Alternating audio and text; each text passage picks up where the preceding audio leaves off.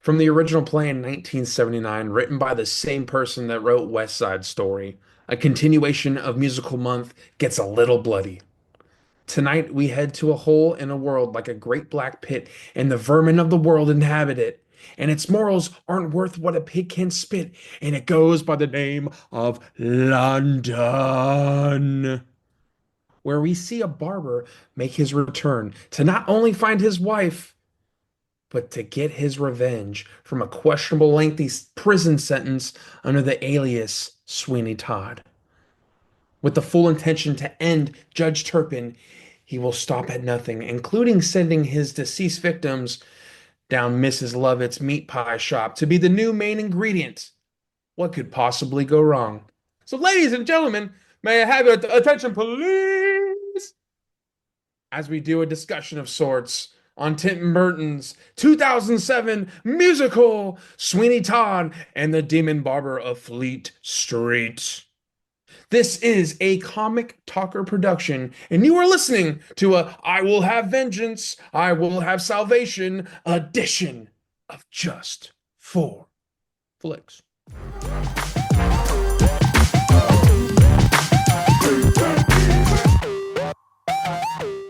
What's going on, guys? I sound like Little John there. What? Okay. Guy. It's my co-host, Mr. B-Dog. I'm Brandon. Now you sound like what's his face, Will Ferrell on SNL, the Harry Conley here, It's Harry Carey here. Harry Carey. And I'm here to do a podcast with my co-host, Mr. B-Dog, Mr. Brandon. What's going on, man? You guys, are you ready to cut some hair? Are you ready to snip a little hair? Maybe some throats? There's no place like London. Yeah, there's not. I guess it's rainy there all the time, isn't it? I know. For all you You Londonites can't out see there. my background right here. We're sitting here in the pitch No, dark. that looks cozy. I Um, hope you brought a hot chocolate or your tea. Oh, you've had some tea. butterbeer. Yeah. Yeah, fair. You're not in Hogwarts, but we do know that there are a lot of people From Harry Potter from and Harry the Potter, movie that we're which we will covering. get in. Yeah, we'll There's a we'll get into total of that one, five of them right here dude. in It's this. littered with. We got a littering of wizards in this. Are we sure it's Sweeney Todd, or is this just another area? And Yeah, this or is is it? you know what, Patrick? Sweeney Todd takes place in Diagon Alley. Okay, I'm just making it clear right now. Oh, bro, the slums of Diagon Alley, bro. Why did they ever make a fucking movie about that? By the way, that would actually be a pretty cool sequel. We should pitch that to them. You ever watch? Do you ever go to like Universal Studios? There's this video of the heads that they have in the movie, the sunken heads that sing, and they actually sing songs like from Jaws and different movies like that. Yeah.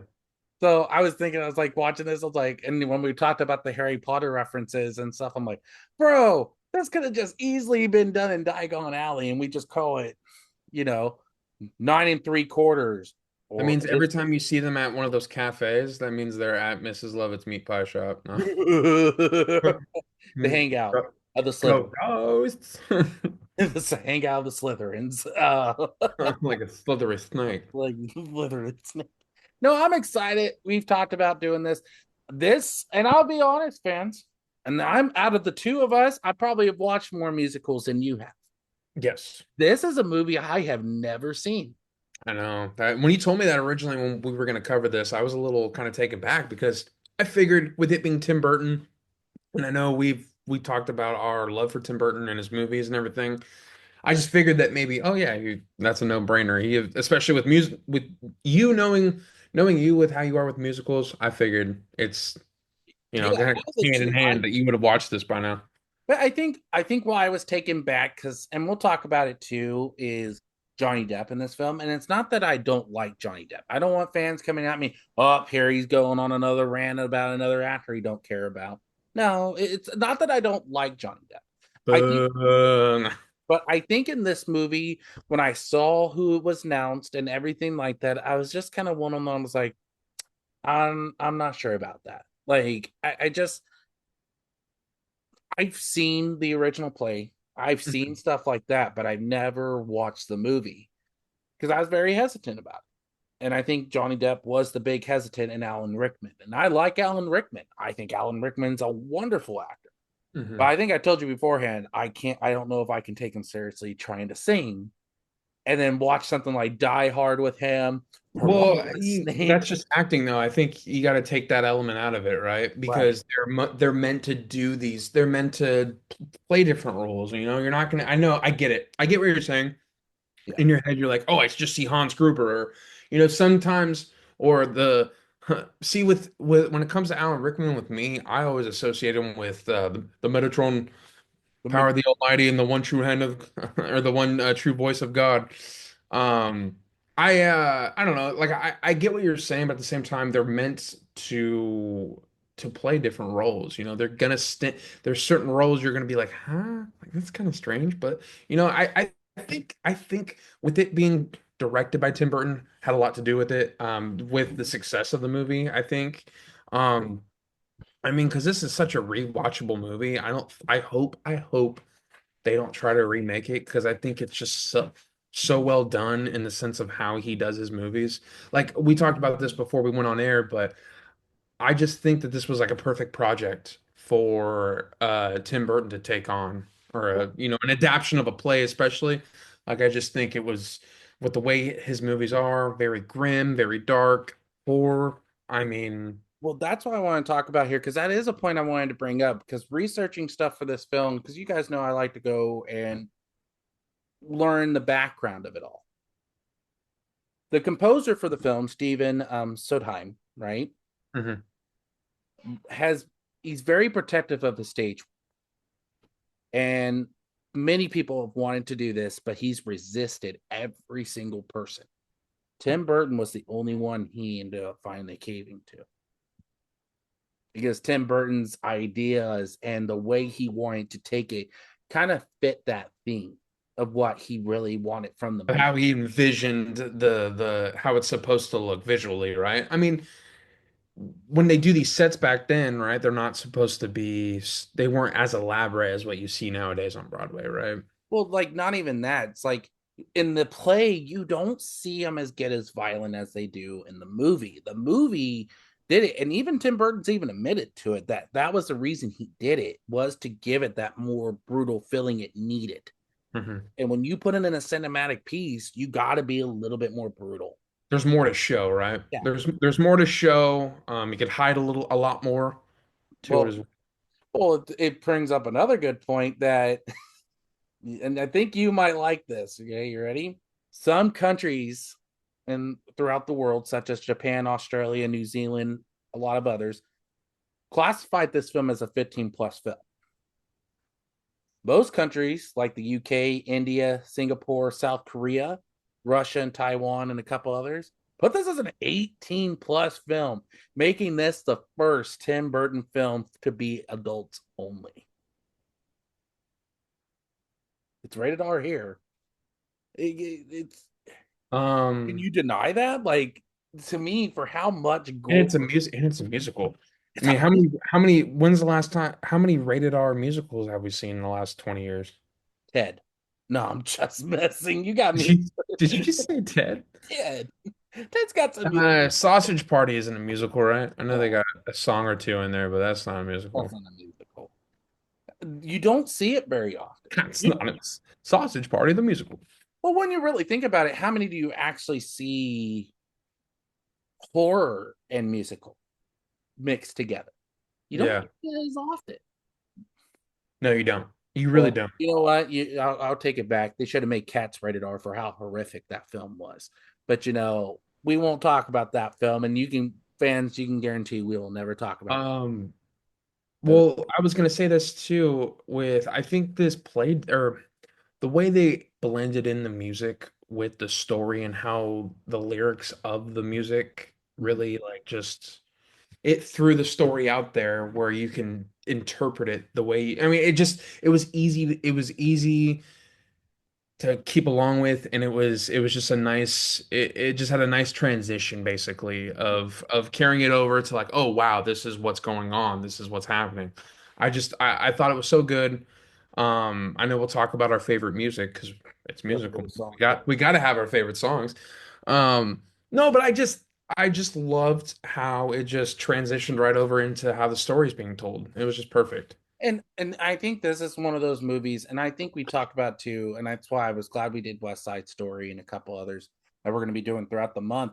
But this is a movie that to me that I like musicals that actually have dialogue in between songs and not feel like, oh, it's them singing. It 100%. Like it's not just a song after song after song after song after song. Yeah, yeah, no, and this is coming from two guys who love Hamilton, but even then it gets to the point where it's like, yeah, no, it was kind of refreshing, and I think that's probably also kind of the Tim Burton part of it, right? I mean, he wants to kind of throw a little bit of dialogue in between, but I think it helps the story. Do you think it impacts the story negatively in any way?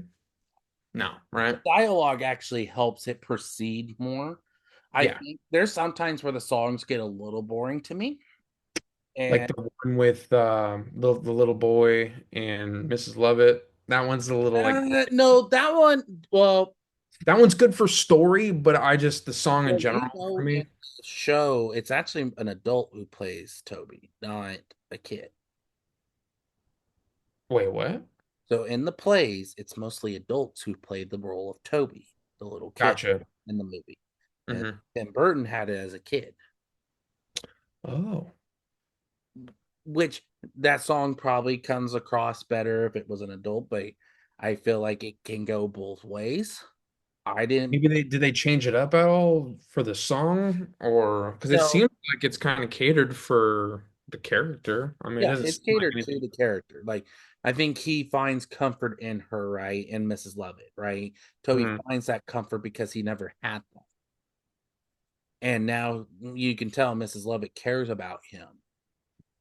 But it doesn't bug me in any way.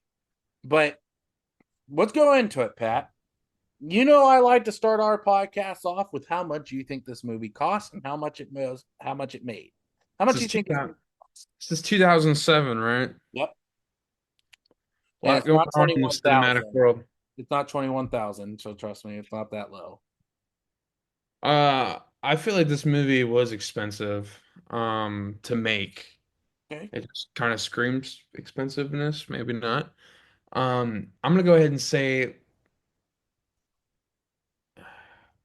I'm thinking. Pause. Jeopardy music input. Do, do, do, do, do, do, do.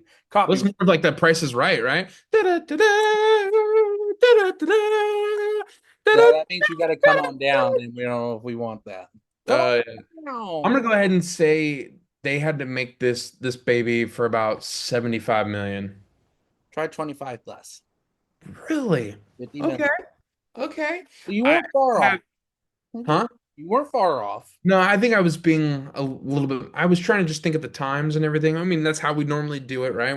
And plus, fans, I never look. I try not to look at little things like this because I know that B Dog is going to tell me every episode. So I like to kind of keeps me on my toes and it keeps it fun for everyone. So no, but that's cheaper, obviously cheaper than what I just said. By 25 million less. Exactly. Now, But how much? what do we got on the yeah How on much the did it make? return? I mean, I would say this movie. Okay, so real quick before I say my number, this is the one musical that we are covering this month during musical month that I actually got to see in theaters. Okay. So I should say my mother contributed to, or whoever took me contributed to the box office funds for this movie. So, you're welcome. I want my, I want my due diligence.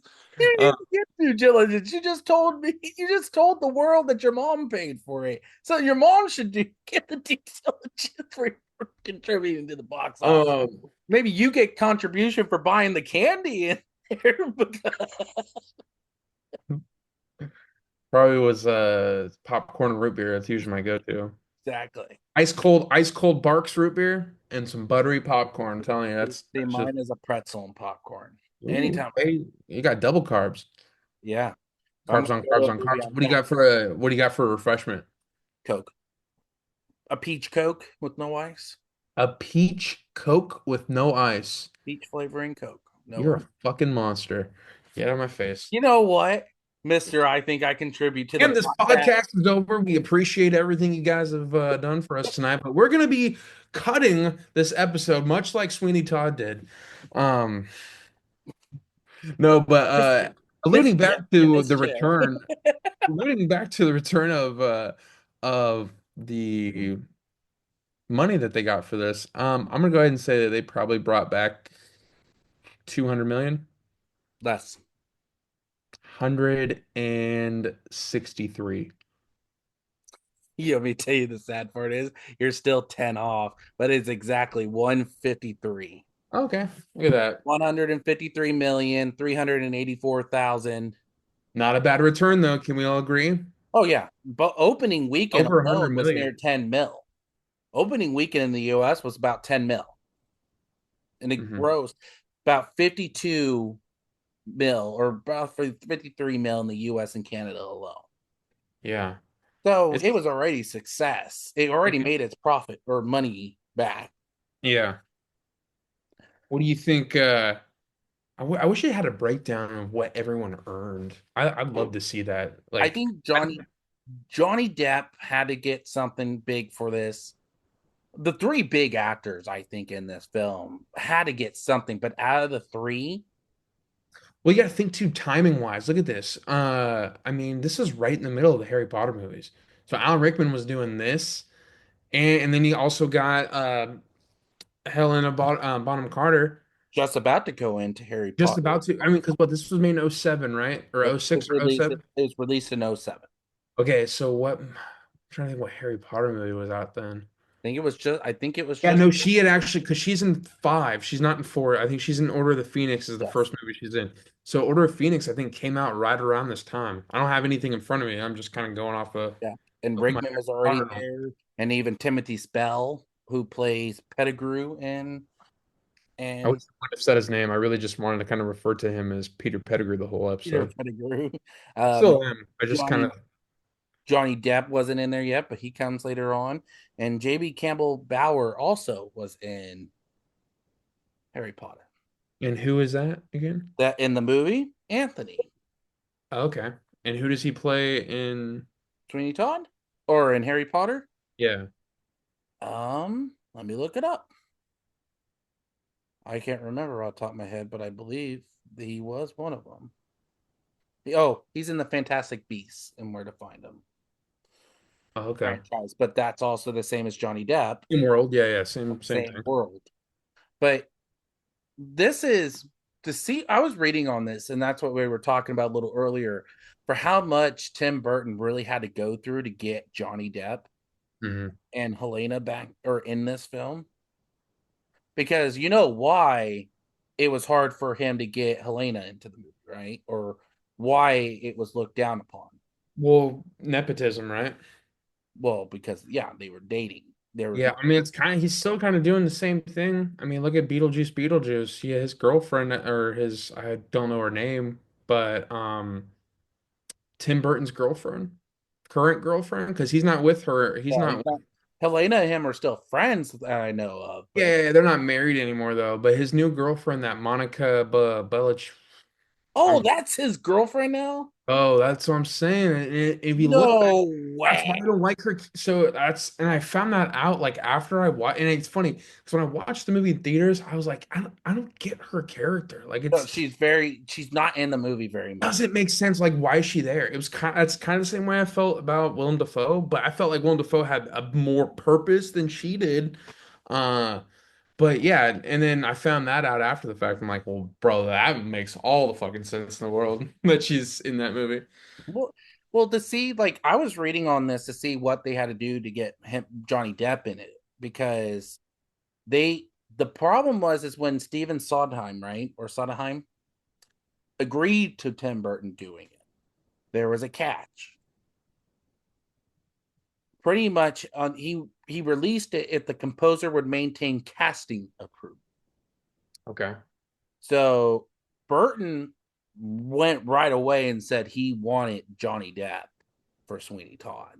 Well, I mean, he probably says that every time he makes a movie, Oh right? yeah, he's what he's movies No, but together I with think, him. huh?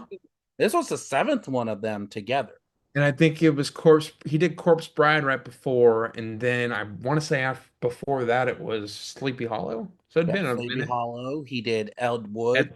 Ed Wood, yeah. Obviously Edward Scissorhands was his first movie with him, right? Yeah. Yeah. Well, wait a minute. When did Edward Scissorhand come out and when did Ed Wood come out? Because Ed Wood, I believe, is 1995. Scissorhands is before. It's like early 90s because also has Winona Ryder. Winona Ryder's a Oh little bit yeah, older she's too. and Winona Ryder's another typical Vincent, Tim Burton. is it Vincent Price that's in it? Was The he? old horror, yeah, Yes, he was. He was in that one. yeah. Vincent Price is in it. Yeah. Yeah, yeah. The but the Such a good movie, bro. but when Johnny Depp was it was asked or when they originally had Johnny Depp in mind, Steven actually was against that because he has vocals. He figured he would make Sweeney Todd more rock oriented. So they had to the code because after he had to do a vocal audition to get the role. Who Sweeney Todd did? I mean, Johnny I Depp, hate that. Johnny yeah, Depp did. Johnny Yeah, Depp, yeah, and then yeah. I guess Helena, technically Sweeney Todd. and then the whole Helena Bowman Carter. They had to send audition tapes of her singing. Do you know which movie she did most of the songs for to get them to finally allow her to be in this role? And it's So not she just Sweeney had to. Todd. So she had to audition songs from a musical, basically, Yeah. or just sing, just to showcase her singing. Yes. What play do you know? Musical. Yeah, it is a musical. And it Is it was like made a into a popular movie. musical or what? It was a Broadway made into a movie. Fiddler on the Roof. You've never seen Fiddler on the Roof. No. Might add another one to our musical because I think you'll actually like that one. Hey, you never saw this movie, so I don't want to hear it. Okay, out of the I don't five care. We movies we're grew up covering around this movie. today, How Claude, shame on you. We're about the same age, and shame on you. You never you've watched. never seen West Side Story. You haven't I don't know. I saw West Side Story in high school. in high school. How much did you remember of it? I mean, enough. I mean, when we do these, I always like to come prepared. So I watched the movie. I mean, I watched this movie today twice. So I don't want to hear it. But that's why I said, like, even to hear all this, and on top of it, this is Johnny Depp's the only American actor in this film. Wow. Wow. When you That gets really a put in perspective, all the actors that are in it are mostly British. Alan Rickman, Helena Bowman Carter, and then it's an American director, right? Because Tim Burton's Ben American. Burton's American too.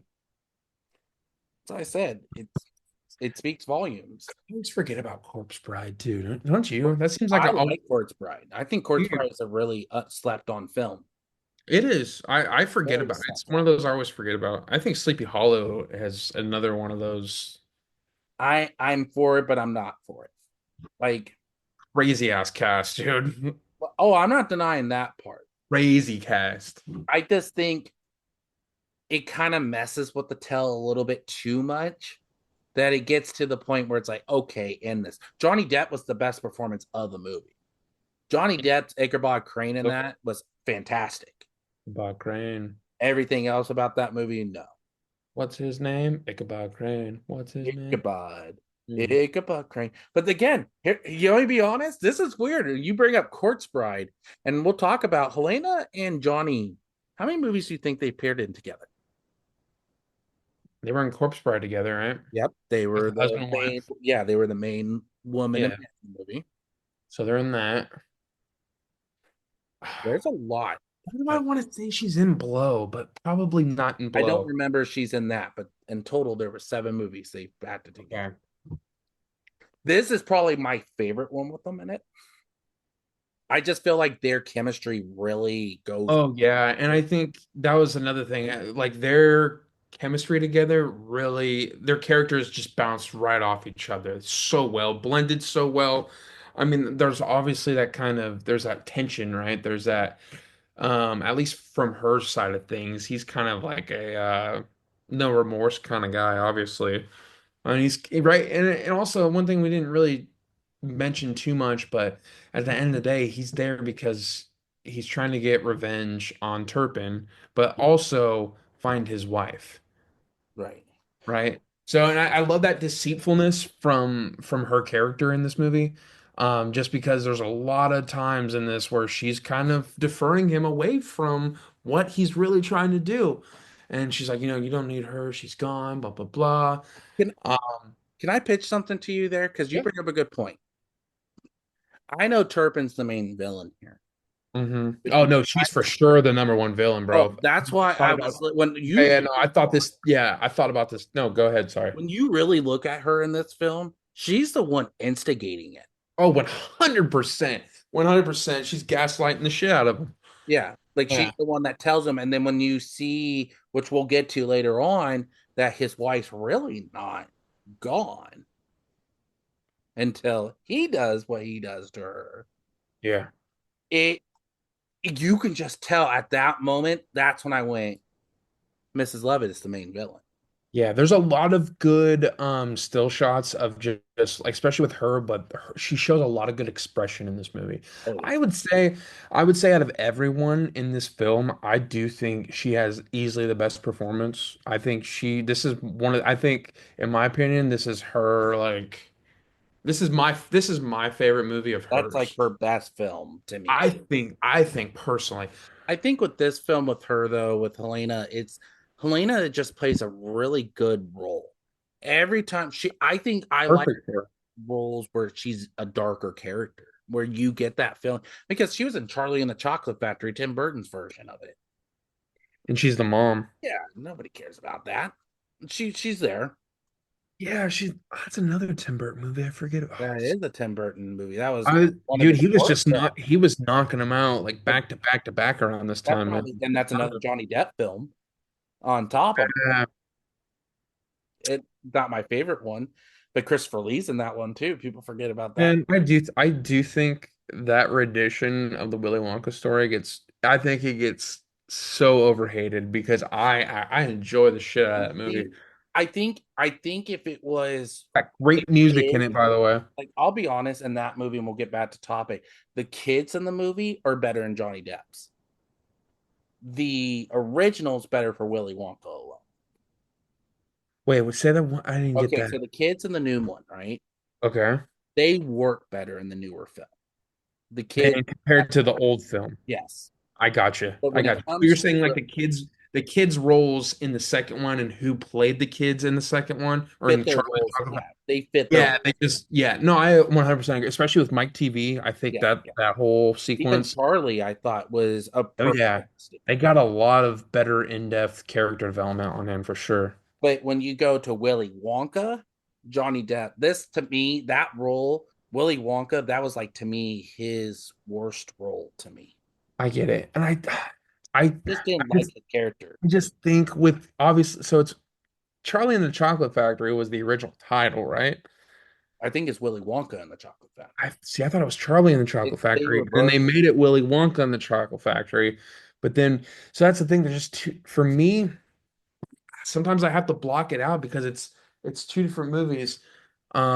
It's two different movies, right? I mean, you got two different I don't know who directed Willy Wonka and the Chocolate Factory, but I know we're getting way off topic here. Yeah. But you just know that it's a Tim Burton film, right? Right. And I think that has a lot to do with it. I can't believe Chris. I know you mentioned it briefly, but we got to just say Christopher fucking Lee's in that movie, which is insane to me. But again, another one that's worked with Tim Burton on a few films. I So know, I know. It's just insane that he's Willy Wonka's dad. yeah. Well, that's why I said, like, when you really think about, let's go back to Sweeney Todd here a little bit. Now, Sweeney Todd to me, this is when I think roles for Johnny Depp. Hmm. This is now, after watching it finally, this to me is a movie that spits out like probably one of the best performances of Johnny Depp. Like, I enjoy, you will never get me to not put something over. You will never get me to say there is a role that goes over Jack Sparrow for him. Oh yeah, I mean, I Talk. think him as Jack Sparrow is probably his magnum opus, Oh right? yeah, Or a character absolutely. go. That's like when you think if you think Jack Sparrow or Captain Jack Sparrow, that is his like cream of the top or crop. I would love to do an episode on on especially, and we'll probably do it later on down the road, but I would love to do just sit down and do an episode on all of his roles. Like he's I know we did it with Robin Williams. Robin Williams last year, so maybe we'll try to do that with another actor or actress. But yeah, he's just got such a filmography. It's And insane. it's a wide variety of roles. Oh yeah, yeah, yeah. But like What one vampire movie he did with him after that? Shadow, Dark Shadows. Yeah, that's right. I've seen that movie once. I was Yeah. okay with it. It wasn't my because I'm not a big vampire movie fan, but it was okay. It was funny. It made me laugh, but it was like, yeah, it's there kind of thing. But this is to me, let's go into this a little bit more. What would you say is your favorite song from the film? Joanna. See, I knew that. I love there's so many like that whole blending in like so there's a lot of renditions of that song throughout the whole movie, right? Yeah. Did you And actually know there's one from Judge Topar or the judge or Alan Rickman's role? yeah, so like when they're well, especially when he so that whole part when he's going is it when he goes into the barber the first time? No, And so Judge Turpin in the play oh, had okay. a version of him singing the Joanna song, but in his view, Oh, okay. and they cut it out, and that's what's normal because when you really listen to it, there was a lot of songs that were cut out from the original play for Yeah, I caught on to one for sure. the main song. But when you really think about it, the main like the first song that comes on, they still play it, Mhm. but there's no words. That's Yeah. the beginning of the movie. That's that little art steal that they're doing, like him going through the that's the main song, but there's just no words. I love how that I love how that song kind of bounces off everyone though It throughout the does. whole movie. I It think that's what I like about it so much. It is catchy. I think it's super catchy. Mrs. Lovett's Meat Pies is also another fun one. Savory and sweet pies, you know. Well, let me ask you this, and you bring up a good point. Why do you like Joanna, but when it came to West Side Story, you didn't like Maria? Because they kind of have similar tones when I you don't, really listen to them. you know, it's so I don't know. I got. Let's take this context a little bit too, and I want to say this because this play got introduced to me in a weird way, and not by watching the actual play or knowing about the actual play, but in fact, one of my I think it's a very slept on movie of this director's. It is a Kevin Smith movie. It is Jersey Girl, Yeah, which I found out about this play through that movie. And if you have watched Jersey Girl, highly recommend, by the way. we should do it. Fantastic film. Um, I just yeah, so on a it's a big part of that movie. With the daughter making having a play skit at her talent show and her grandfather who's played by George Carlin, all of his buddies in the movie are supposed to be in it, and as well as her dad, who was also played by Ben Affleck. Mhm. But Liv Tyler as well as in it. I got introduced to this play through that movie, and that's how I found out that they kind of left out a song, the God That's Good, right? Oh, see, that's not even the song I was singing. It's the Ballad of Yeah. Sweeney Todd. That's the Well, one I. no, and I figured there was other stuff that got left out, but the God That's Good, I'm like, that's got to be in the play, right? I mean, if they're going off of I mean, they were pretty accurate because they also did the Mrs. Lovett's meat pies in there, and they kind of blended a few things together in Jersey Girl. I'm not saying that it's going to be to the T, but what I'm saying is, that's just how I got introduced to this play in general. Right. But see, you want me to tell you? See, I kind of was similar to you. See, I knew this play existed, but I never really listened to any songs from it or anything. It wasn't until The Office that kind of got me intrigued to Oh it. yeah, you That mentioned. that scene when Ed Helms or when he comes in and he's like, tell the tale, Sweeney Todd. And then Dwight's got his weapon sitting right there at his holster. I'm like, what the heck is this? Because he's getting all scared that Andy comes in, like Andy and his crew comes in and starts singing the song, and he's getting all freaked out. And then my favorite part of that episode is when Michael comes up. I I I I auditioned for that. And then That's you find out hilarious. he's busting it for Sweeney Todd. Did And he then, really? yeah. Well, you did you not hear him when Sweeney Todd comes on saying boo, and he and the guy, he goes, yeah, yeah, good job. He goes, you were the one that booed me. Like, Oh yeah, that shit's funny. Yeah, yeah, yeah, yeah. Oh, that's so good. Yeah, he's like, find you're out, the one that, and he's has that. Oh my God, that's and he's so the just one that that goes, awkward like stare into the camera. He's like, yeah. Well, Daryl, remember that was Daryl's plumber. yeah, that's right. That scene makes me laugh every time I watch it.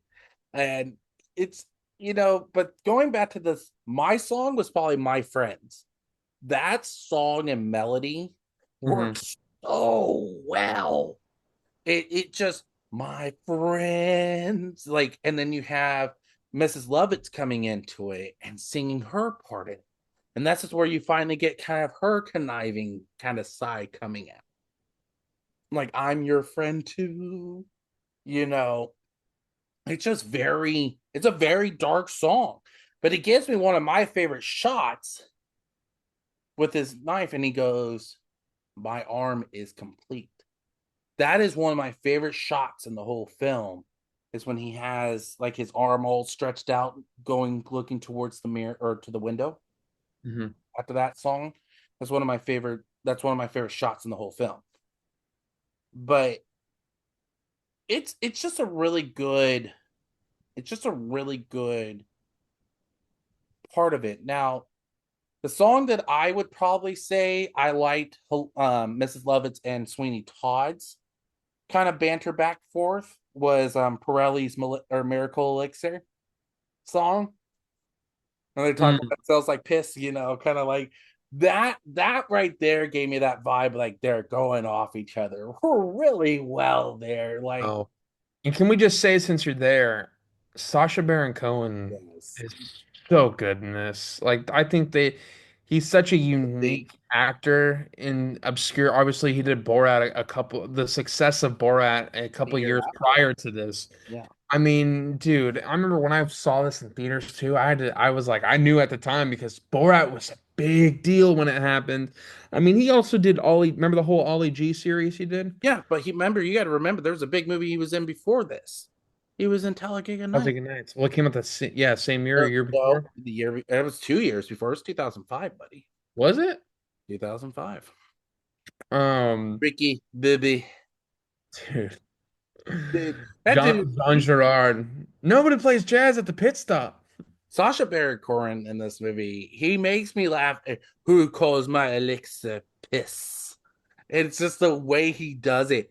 But dude, The that suspense. scene is one of the darkest scenes to me in the whole film. Is when Uh, he comes up to confront Sweeney Todd, and when he knows who he is,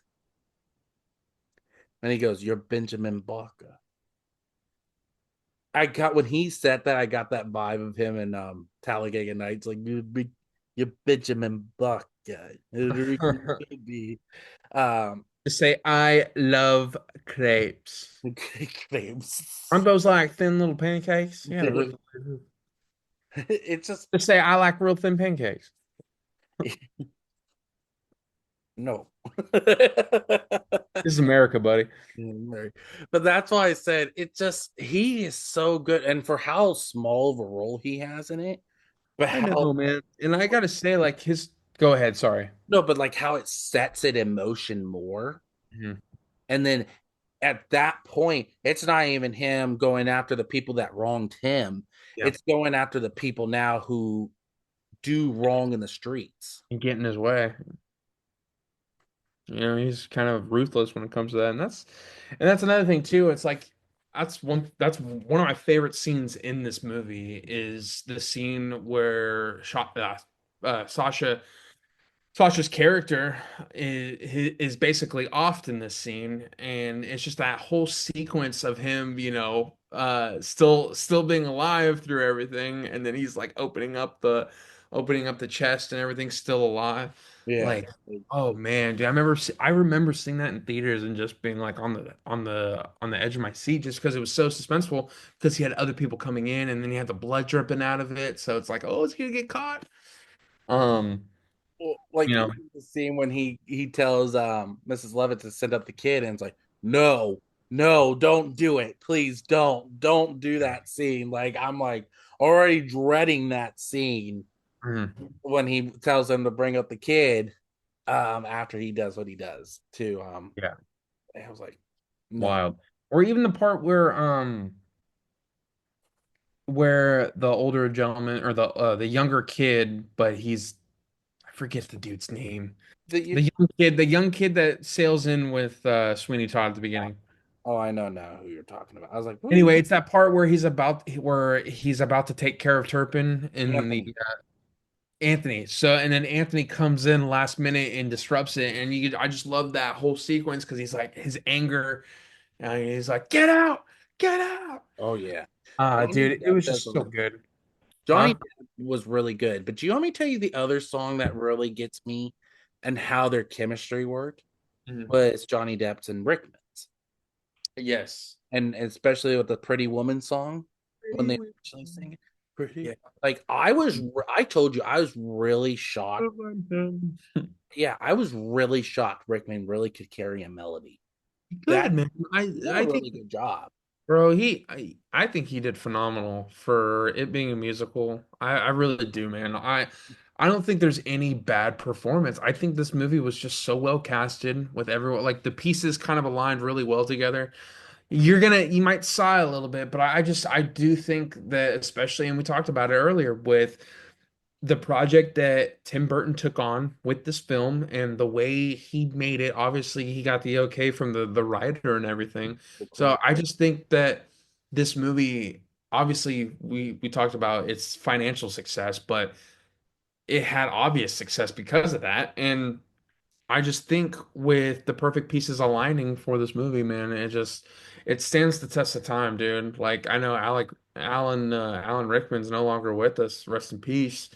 But man, it's a film that people can watch, 30 years from now, and it's still going to be a very enjoyable movie to watch. Let me And I ask just you love, this. I love the horror aspect of it too, man. They did such a good job with that. Let me ask you this. Would you put Turpin as one of his best roles? Like him in his top five roles? I think you easily could. I mean, obviously Snape is his best role, and then I think Snape is his best role by far, just because.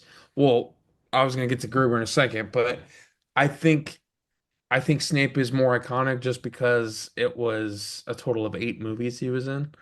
So he had way more screen time. You got to learn more about that character. Plus, that character was already written in books and novels, all that stuff. Um, and then you have Hans Gruber, I think is iconic just because of nostalgia. It's also the start of one of the best action franchises in movie history. Um, Yippee-ki-yay, motherfucker. that Uh, whole that whole scene when he doesn't know that it's Hans and he like they don't know each other basically, or he knows. Yeah, the whole fucking scene is sick. Gonna make me want to watch Die Hard tonight.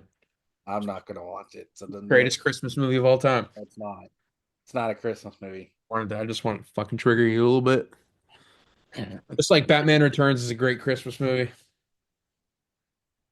We're not even gonna go down that rabbit hole. Oh, you don't want to go down that road, huh? I am not going down that Tell me rabbit. it's not a Christmas movie. We're not. It's not a Christmas movie. How It is a Christmas movie. how do you consider it a Christmas movie? What do you mean? How do you look at that as a Christmas movie? It takes place during Christmas. Okay, let me just ask that again. So Other than Christmas is a taking big place part of the during movie. We're Christmas, not gonna get. I'm not do you having see this Bruce conversation Wayne right now. ever give a present like, "Here's Selena. Here's my token of my love." Oh, but you see the big Christmas light up in downtown, don't you? Okay, we see that in a lot of films. Does It that mean snows a lot. it's It's a okay? We Christmas. didn't say I Just don't want to Friends hear is it. a Christmas movie because it happened I Christmas don't time. want to hear it. I don't want to hear it because you know, and I It both is know. not a Christmas film, Fucking and this Christmas. is coming from the comic book nerd compared to you, good sir. And it is a Tim Burton film on top of it. so I don't mean shit. I'm just letting you talk at this point. We can move on. I'm just letting you get riled up, dude. Oh, yeah. I just dangled meat in front of the dog, and he's like, Okay, so I got a perfect scene with Turpin. We'll go into what we like and don't like. Let me tell you the scene that made me laugh so hard with Turpin. It's yeah, when he's actually in the courtroom and he sentences a little kid to it's kind of death. fucked up.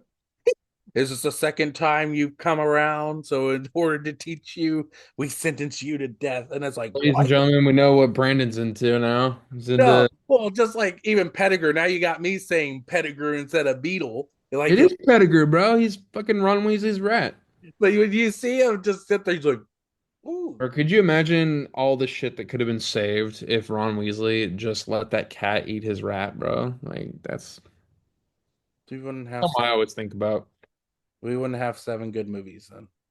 We'd have four or three of them. We'd have three of them, and plus, Prisoner of Azkaban is one of the best ones anyway. Well, Goblet of Fire is too. I like Goblet of Fire, but Goblet of Your Blood Fire. Prince, that Blood Prince over. I like Azkaban. I thought you said Love Hurts or Love Stinks. Love stinks. Oh, Love we're, stinks. we're not doing Def Leppard right now. Uh, Wedding, wedding singer. let's not bring up the wedding scene. You're gonna say that's a Christmas movie too? I got you fucking riled up, bro. That's what I was wanting. I got you riled up. um, but that scene Fans, was fans, perfect. I want to vote. I want to vote by the end of this podcast or whenever this is posted, please. Vote. Is Batman Returns a Christmas movie? Because I think it is. I think it serves grounds. Maybe we should do a Batman Returns episode this December. No, it's not. Fans, be on the lookout. No. Anywho, what do we got going on, B-Dog? You ready to see Let's Pink? finish this. Let's taper this off a little bit. Okay, so let's go into it. What is a scene in the movie that you gravitate to the most in this movie? Like that I just enjoy the most, you Yeah, think? like what's a scene like I told you, like mine is of course the hand to the window. I think the whole prime sequence of them, the whole process with him offing his victims and everything, going down the chute, all that, and then her making the pies. I just love that, and especially with the music that goes throughout it. It's perfect. The I do love the first 5 minutes of this film gets you hooked. It does for me at least.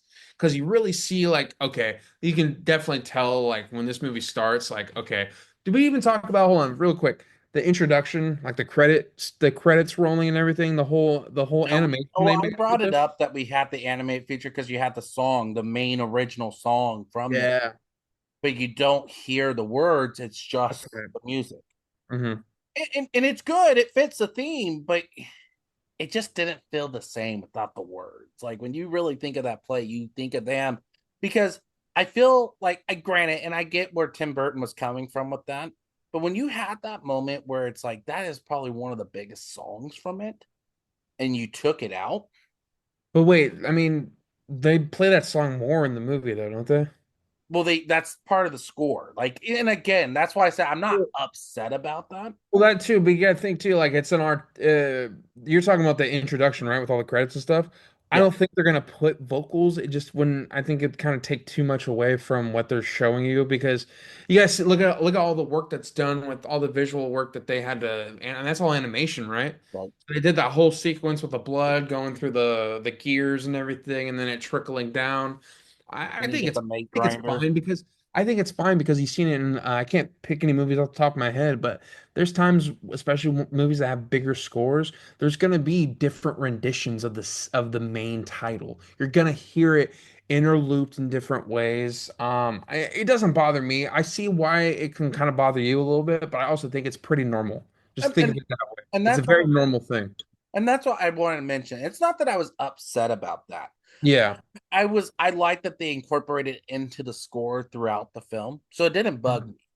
I got you. But I just feel like when you hear that song, it doesn't feel the same at points because you Okay. think of that those words. You think of him that victims and all that really singing "Woo Sweeney Todd" is coming into the play. I'm even pretty sure they were doing that in Phantom of the Opera, which was a few years prior to this.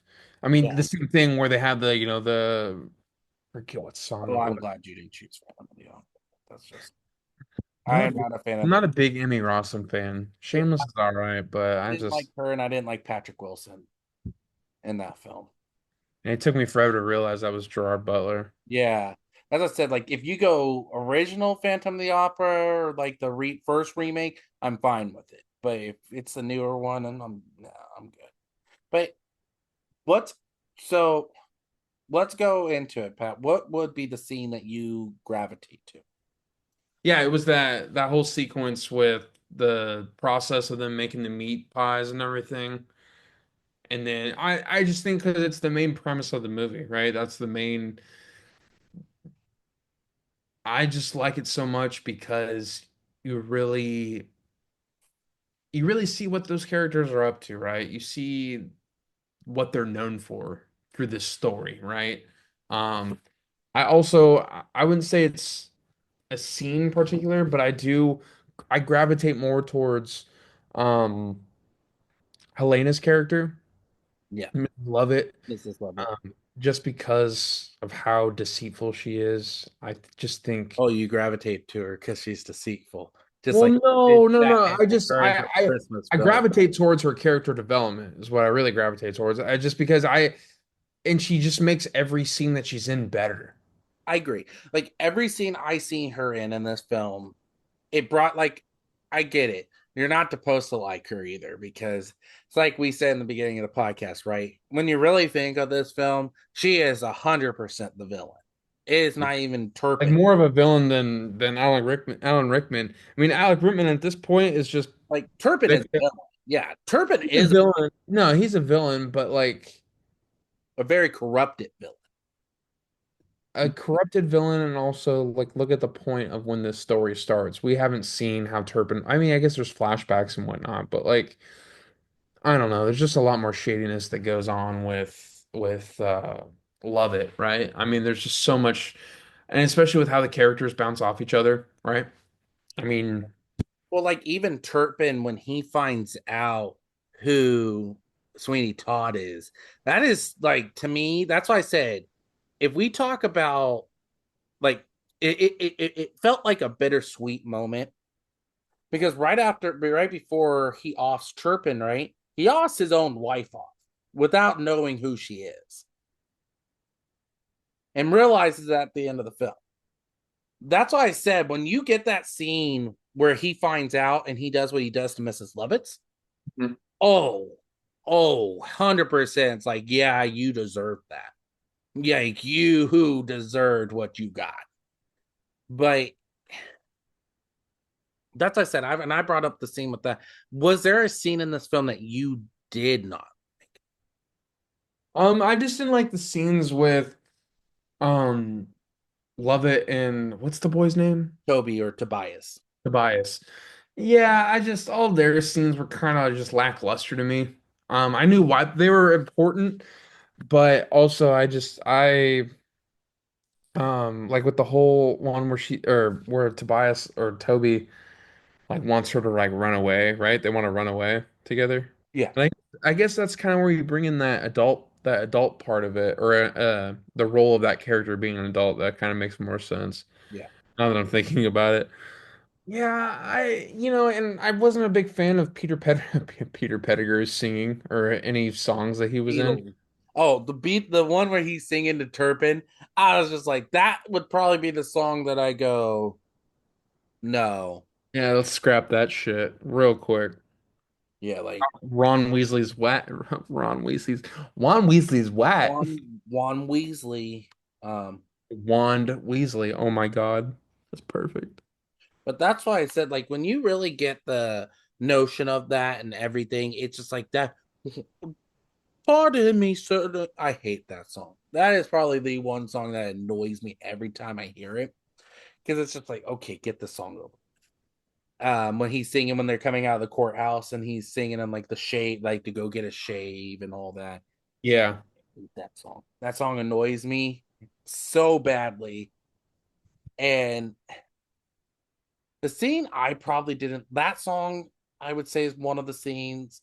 The only other scene I can really think of that I didn't care for, and I'm not sure, and I can't remember how the original play is. It's been a while since I've watched like what I've learned about the original play and stuff.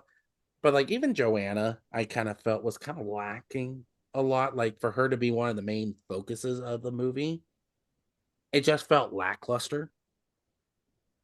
Like for Sweeney Todd, I get it. That kind of leads up to Sweeney Todd almost doing what he did to her too, but without knowing who she is. But that's I said. I really don't have a lot of gripes for the film other than Beetle. I didn't like Pettigrew. I thought he kind I Yeah. get it. He's supposed to be creepy, and I get it. It just he just I don't know, it just gave me something I didn't like about I get it. No, I was actually gonna say that's probably my own only qualm with the movie as well. Like I don't I think the acting is so good in this film. It's underrated. I think the more you watch it, you pick up on a lot of things. The facial expressions we talked about earlier, especially with Lovett's character. No, there's I can't think other than what you just mentioned, you know. Sometimes I wish this movie was a tad bit longer. I know that's crazy saying, but I do think, you know, an extra 15 minutes doesn't hurt the movie. Nothing saying I that think it's that's the bad. first time I've ever heard you say that part. I also think it's because I was just so when I saw this for the first time in theaters, like I was just so intrigued. Like it's almost like I didn't want it to end, and then when it ended, I was like, "Oh, damn! Like it's good, it's great, it's a great movie." Just sometimes I think it's also the me wanting more violence part of Yeah. it. I know you brought up something in the beginning of the podcast where you kind of hope this isn't remade. Yes, If it is remade, who could you see playing Sweeney Todd? Who could you see playing Turpin? And who could you see is playing Mrs. Lovett? Tom Hiddleston as is it Tom? Ooh. Is it Tom Hiddleston? Tom Hiddleston, Loki. Yes, yes, as Sweeney Todd. He's British. He's got the dark hair. I just he can make it work. I just know he could. And he does that pretty much with Loki as it is. Yeah, I think he played a perfect for that. You want me to tell you my pitch for Judge Turpin? Ralph Fiennes. yeah, easily. That's I think he's perfect for that role, and I think he's got some musical chops on him too. I think great. he's perfect for that. Great pick. Um, I'm also thinking because she's kind of making a comeback.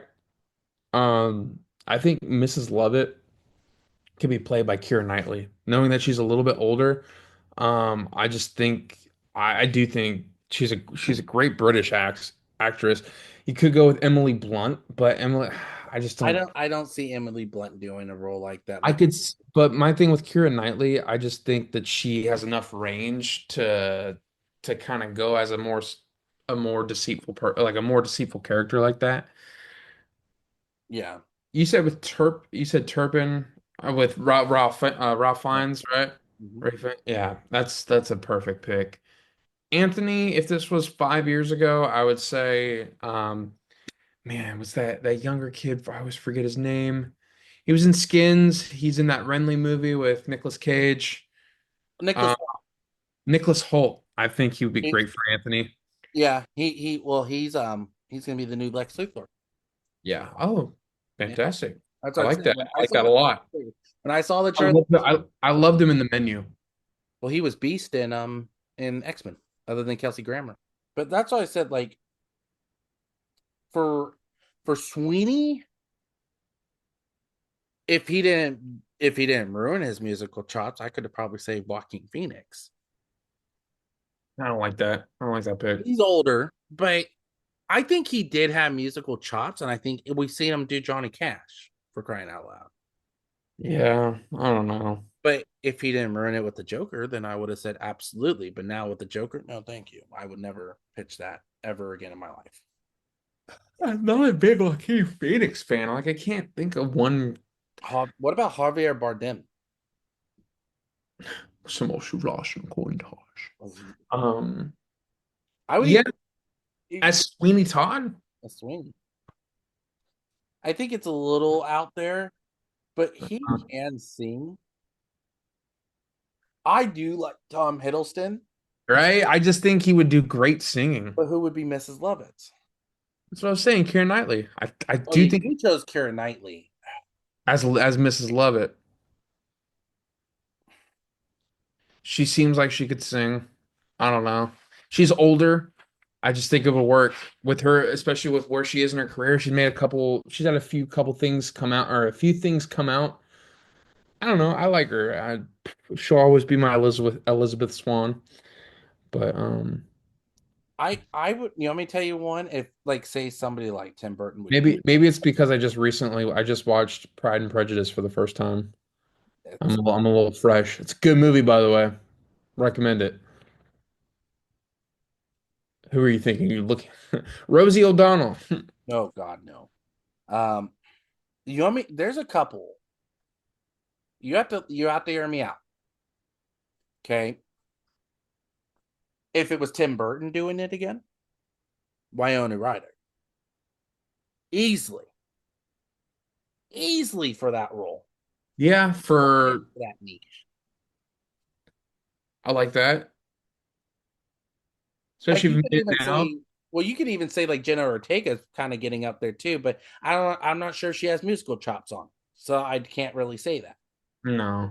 I Um, do like I do like that though. That's a good pick. like Winona Ryder. But here's my other one. This is my odd pick. You ready? Maya Rudolph. Hear me out though. We do know she has musical chops on. Yeah. And the attitude that Mrs. Lovitz plays off would have been perfect for her.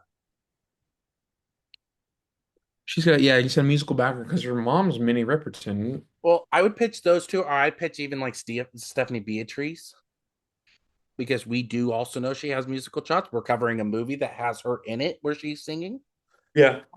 and then the Heights. Um, I think she would be, and she's in Encanto as the main character. She does have musical chops. I could Yeah. I out of the three, she'd probably be my least favorite. Maya's kind of my mediocre pick. I think Maya Rudolph could pull it. But Sweeney Todd's hard. I kind of would give it to you with Tom Hiddleston. I think Tom Hiddleston hits the mark. I do like Ralph Fiennes as Peter Turpin. I or really Turpin. do. I don't know why I said Tudor. Turpin, yes. Turpin. I thought I was like, yeah, and he's got musical chops on, so why not? Like I almost said, you want me to tell you the other one? You could maybe Russell Crowe No, I know there was actually as talk of him Turpin. originally being in a movie of this. Well, I'm thinking with Well, him being older now, I think him as Turpin wouldn't be a terrible, terrible choice, especially with his musical background with Les Mis. no, I've already told you many times that is probably one of the reasons I did not like 5 years for what you did. 8, 6, 7. It's like no. But let me ask you this: did you know who originally was rumored to play Mrs. Lovitz? Why do I feel like one of them's Kirsten Dunst? No, not even close. Not even close. Naomi Watts. No, Julia Roberts. nope. You want me to give you the ones? I'll give you a couple. I want to see if you can see this. Sure, go for it. Tony Collette. I like that. I think she'd be another good one. I I think fucking love that. I love she's that. older now. I don't see her doing it if they remake it now. But she would play perfect love it easily. Kate Winslet No. and Nicole Kidman were supposedly up for grabs. I don't see Nicole Kidman. Nicole Kidman's too uptight, and I don't like that. Do you know who almost played Joanna? Gotta be younger, right? Yep. Christina Ricci? Try Disney actress. Vanessa Hudgens? No, older than that. Selena Gomez? Older than that. That's worse. That's younger. Think older. Ren Stevens? Hilary Duff? You're almost there. Anne Hathaway. Just trying to just think of all the Anne, Disney actors I could think of. Anne Hathaway was originally the one that was talked about. playing Joanna. Joanna. I think she would have been good, but again, I feel like for if you paid that Anne Hathaway what she would have been asking at that point, I think it would just been a wasted role for her. Yeah. It just was. Let's see here. I had other notes here for you. I think some that you were kind of like, yeah, I could see it. Oh, by the way, did you know this is actually the second of 3 films that Tim Burton did not work with Danny Elfman? Yeah, it definitely doesn't have any Danny Elfman like hyperness to it. No, it does not. Okay, so here's the thing here.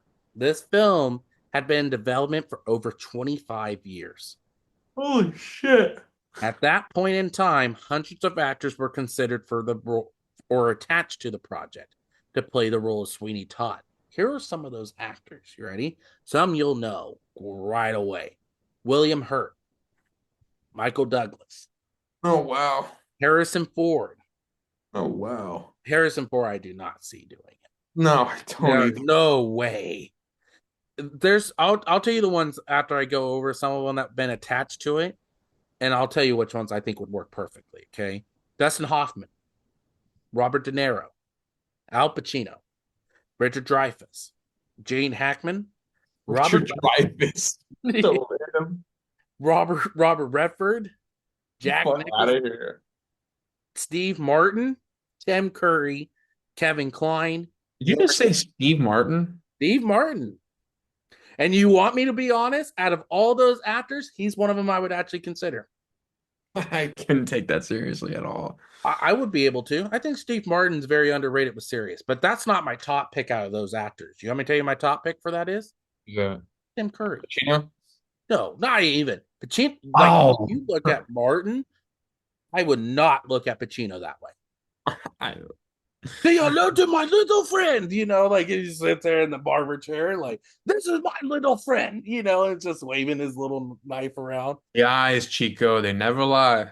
But Tim Curry, I do feel could have portrayed this role, and he could have did it well. He could have been Turpin. No, if you, I think he could pull Sweeney easily. Pull Sweeney. Really? He has that revenge stuff. I feel like this. Okay, I'm trying to think of a movie. Like I look at him when you think of Tim Curry. There's 2 movies or really one movie or really 2 movies. Rocky Horror Show, which is a musical, and it. I think he would have pulled a good Sweeney. His acting, his charisma, I think he would have perfectly. And he's a singer at the time. Yeah. I think he would have worked perfectly for it. That's why I said it's a good film, and that's why I said it's. And I know there was a time too where they were talking about the original director that was attached to this project. You want to take a shot who it is? And it is one of my favorite directors of all time. Who's that? Road to Perdition. Oh, really? Sam Yeah. Mendes, huh? Mendez and Russell Crowe was attached to play Sweeney. But that's why I said, like, when you really think about it, it's actually pretty interesting. And the other cool part we'll go into quick and then we'll go is that I was reading this too. Out of the 8 films Tim Burton and Johnny Depp did, this is the only one where Depp's character dies. Oh yeah. Yeah. Strange. And people say Dark Shadows, but we don't really see him go. Nor do we see, and Ed Wood, they say too, that his death was noted, but we don't see it. Yeah. So that's what I said. I enjoy this film. It's actually really entertaining to watch. The charisma of it, I don't think anybody could have done it as better or as good as Tim Burton did. Mm. I think he portrayed that, put that movie out there to the T, and I thought it was really good on how he did. And yeah, there's really not a lot for me to say other than that. By far, this is probably one of my favorite Tim Burton films. I could agree with that. Like, I'll put it out there. I'm Yeah. not I'm not like a big. I know people say, "Oh, well, you're a comic fan," doesn't mean I'm a big his Batman fan of his. I can go in spurts with it. Yeah, I would say for me it's Beetlejuice, Batman Returns, and this are my three Wow, favorites. even over Nightmare Before Christmas. Yeah. Yeah, Wow, easily. you hurt my feelings there. I actually put Nightmare Before I Christmas. like I like Nightmare Before Christmas, but I don't watch I put yeah, Beetlejuice, just that, and this up there as my top three movies with didn't him. he do Frankenweenie? Yes, he Or did. yeah. That wasn't bad either. That's what I said. He does a lot of good stuff. That's why I said those would be my top three with him. Would be Sweeney, Beetlejuice, and Nightmare Before Christmas. I think are easily his top three. And that's what I said. And Tim Burton's a good director. He's very versatile actor or director too. But Yeah. but do I see anybody else? Like I could not see Sam Mendes do this. So I'm glad he did not do this project. And I hate saying it because I love Sam Mendes. But Road to Perdition is probably one of his darker films. And I don't know, like you could have had that and a little bit of American Beauty in it, but I don't see that happening. And it's just a good, that's why I said you got me to actually enjoy this film. So I liked it, man. Like I was just a little shocked when you told me originally you hadn't seen it. And I was like, are you for real right now? I've never seen it. But I'm glad you did. I'm glad you liked it, man, because this is one of my favorite, like I said, we just talked about it, one of my favorite Tim Burton movies. So So it's definitely super very rewatchable, right? I don't know about that part, but Ah, come it on. will be a while till I watch it again because there are some stuff where it kind of throws you off and it does make you feel kind of uncomfortable at points. I get it, it's a horror musical, but let's go into it, Pat. Where you rank this on a scale of 1 to 10 meat pies? Uh I like I said, I nothing bad about this movie. It's not my most favorite movie in the whole wide world, but as far as it comes to musicals, there's a reason why we wanted to cover it this month. I'm gonna give this a solid 7.8 meat pies. Okay. So Okay. I figured over a 7.5 or anything in the seven range, I consider to be a decent movie. So Okay. I think mine's going to 7.8. shock you because it's not bad, but it's better than your ranking. Added an 8.4 meat pies. Okay. I think the setting worked well. Yeah. Some stuff is a little outdated now. The animation sequences, things like that, it's pretty outdated. But even then, it still is not a terrible film. And I No. was surprisingly shocked how much I actually enjoyed it. I think the first time around, I didn't like it as much, but the second time I watched it, it actually made more sense to me. And I went, okay, I can understand this a lot more and appreciate it. So before we jump off, fans, you know what time it is. It's our trivia questions time. For Damn it, I thought you were gonna skip those for a second. no, man. I worked hard on these questions, okay? Some are gonna be easy, some are gonna be a little bit more difficult. But we're gonna start off Patrick with easy questions just to kind of get him going. And we go from there. Okay. What was Sweeney Todd's real name? You see, I know it starts with a B. It starts with two B's to be exact. You said it starts with two B's? His first name and his last name starts with a B. Oh, I know. It's clicking. It's clicking.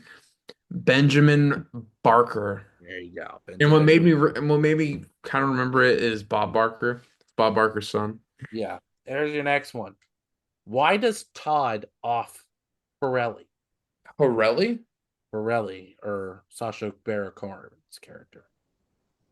Oh, because he's catching on to who he is. There's another reason too. That's part of it. Um, He says it in particular why he does it, but that's part of it. What does he go up there and pretty much tell Todd before he's off? Other than something about his wife, right? he's taking what? Money. And what does that mean? He's Uh, he's what? trying to blackmail him. That's right. Oh, because he knows what's up. He knows what's up, And on top of it, he wants half the proceeds because he was somewhat embarrassed. And Got it. Yeah, his reputation's a little bit changed. I don't deserve that one. Maybe I get a half a point. I got 1.5 points. I'll give you half. I appreciate that. Okay, here's your next one. Finish this lyric. Ba ba ba. And this is in the point of view of Mrs. Lovett's Okay. song. There was a barber and his wife, and he was beautiful. What's that next line she states? She, not, and we're talking when Lovett sings the song, not when Todd does in the beginning of the film. What was it? That's when he's talking about his wife. When she's talking about what happened, Ugh. when she finds out that he's Benjamin Barber. There was a barber and his wife, and he was beautiful. A foolish barber and his wife.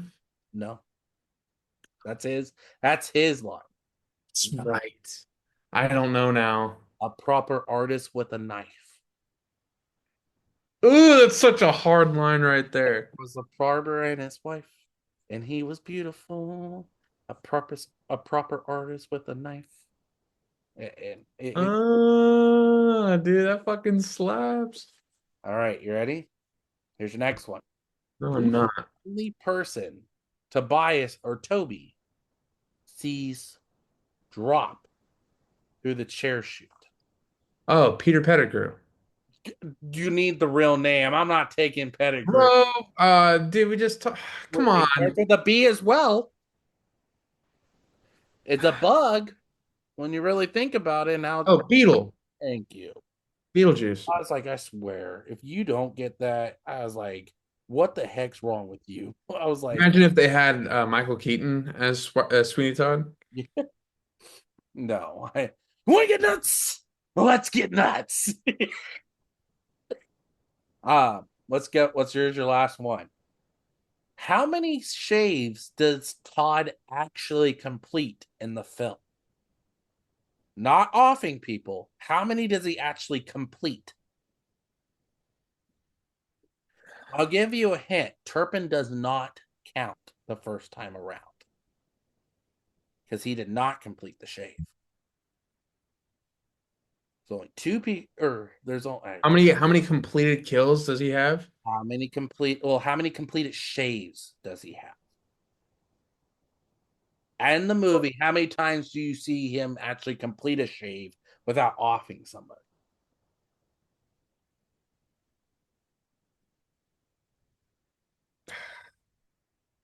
3 times. You're close. Oh, I knew it wasn't a lot. 2, man. All right. I think it's one. I can't remember the first one right on top of my head, but it was one of them right before he goes on like his murderous spree, and the other one's in the public against Pirelli. He only completes 2 shaves in the film. The first, actually, I have it right here. One of them is on a man on the street for the competition with Adolfo Pirelli, and the other is the man who is with his wife and children in the movie. There's your 2, and the complete bowl shapes. Very nice. But yeah, fans, that ends our conversation with Sweeney Todd. The demon pupper of Fleet Street. Let us know what you guys think about Sweeney Todd. Is Mrs. Lovett's meat pies the worst pies in London? I probably had the worst pies in London.